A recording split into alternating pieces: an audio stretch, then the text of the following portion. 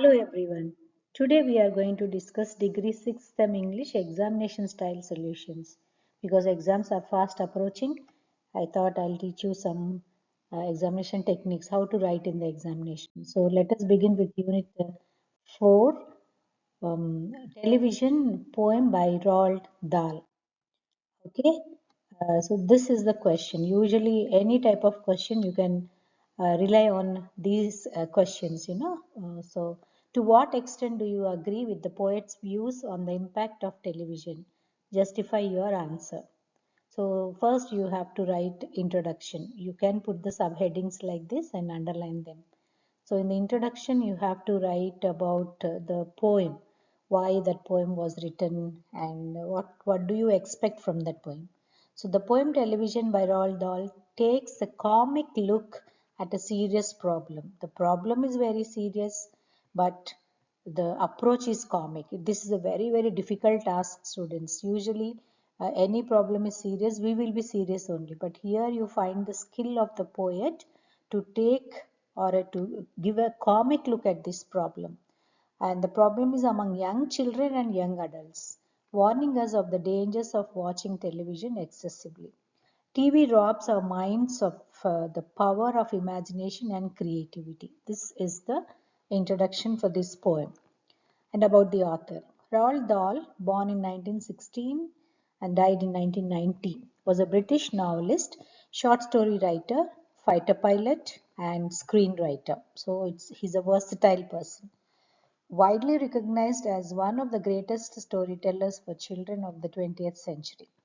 Dahl's books deal with fantasy and a make-believe world and are a thrilling mixture of grotesque and the comic. Grotesque means ridiculous or laughable, making fun of the serious problems. That is the meaning of grotesque, students. So this is about the author, and you can change it. You can write anything about relevant about Roald Dahl, because a lot of information is given in your textbook as well as in the on the net also you find uh, great information about this author, Roald Dahl. So introduction and about the author. Next we move on to the context. So what was the context to write this poem? So it is one of the best poems written by Roald Dahl. The author inspires and advises the youth to read books instead of watching the television. So there is an advice in the throughout the poem you come across an advice, and he's asking us to replace television with the book reading habit. He explains that watching the television excessively blocks one's power of imagination. Also, it has adverse effects. Adverse means reverse, bad effects on the health and creative powers of a child. Furthermore, it makes one dumb and blind. So, these are the two negative consequences of watching television. Dumb means not able to express clearly with original ideas, and blind means not able to see the difference between reality and fiction.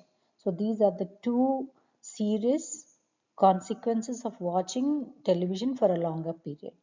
He emphasized reading more and more books so that they can discover and learn many new things. He says reading is a way to add joy and fulfillment in life and to explore an exciting world. So, this is the context, students. Okay, next we will go to the summary or the theme of the poem or anything. So, the poet begins with an advice. He advises to not install the television in the home. So, no need of television at all in the home, he says. He calls it an idiot thing. Throughout the poem, he attempts to answer the question as to why television is an idiot thing. So, he keeps on explaining why television can be an idiot thing. Then he shares his experience where he has seen many children watching television with eyes wide open. That means they are unmindful of the other things around them. They keep their eyes wide open and watch television and full concentration. They do not care even on getting too tired of watching. They keep on watching television until their eyes pop out. Means very straining. This is the comic expression, students, a grotesque expression. Okay. Moreover, they become still for long hours. Still means without any movement. They even forget the real world. The one happening on the television becomes real for them. Thus, they are almost captivated by this idiotic box. They are drunk. That means they get intoxicated, they get habituated. It becomes a kind of habit which they cannot come out of it. Their minds are filled with those shocking, ghastly junk, which are mostly artificial and unsuitable for the generation. Those TV shows kill their valuable time, making them lazy too. They don't find time for their physical play and exercise. Moreover, they find no time for books and nature and to interact with others. They completely become isolated, no human interaction, and um, they are they cannot be socialized. The poet says that television keeps the naughty children quiet as they don't climb out of the windowsill, fight, kick, or punch, and let mother free to cook food and wash the dishes. So when they watch the television, the naughty children means naughtiness is the natural nature of a child. But here what happens? They don't be naughty anymore. No fighting, no kicking, no punching. They become like couch potatoes or like vegetables, they sit in one place. However, and they also allow the mother to cook food and wash the dishes. Usually the child's nature is to disturb the mothers. So in a way, mothers are also happy that they are not getting disturbed and allow the children to watch television for a longer period. However, he adds, it cannot be a defense and let them sit in front of a TV. He understands that it does more damage than good. Furthermore, the poet asks the parents if they exactly understand what are they doing with their lovely child.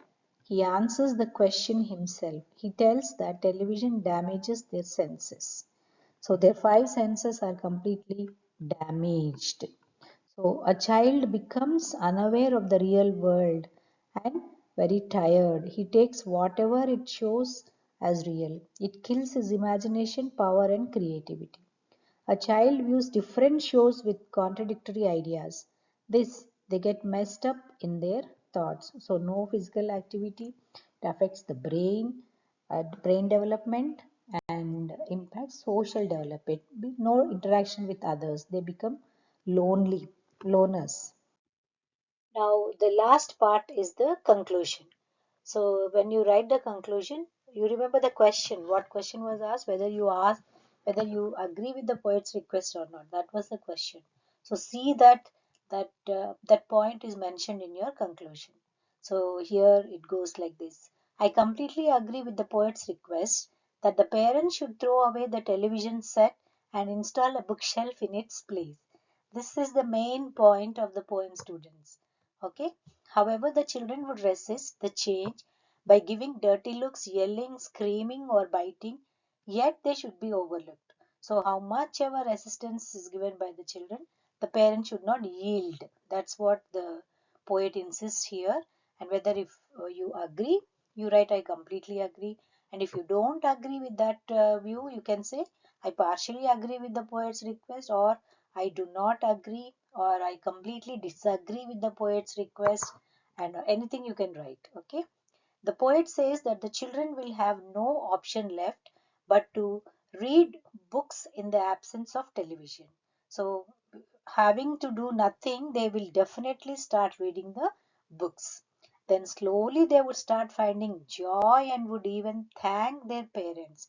And this is true, students. All of you remember one point, reading is the best kind of a hobby or a best kind of a habit we can develop.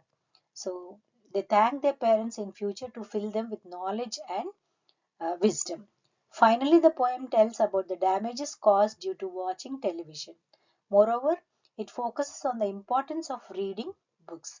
So this is a very, very important point, students. So there is no match for this habit. Okay, a person will be completed only by the habit of reading books. So this is the way you are going to write your answer, and if you write in this way, you are sure to get full marks in your examination, students. That's an assurance from my side. Okay, so yeah, that's how the children are looking at the television. And yeah, in the next video, you are going to learn how to write the summary of the poem Accomplishments. This is the fifth unit.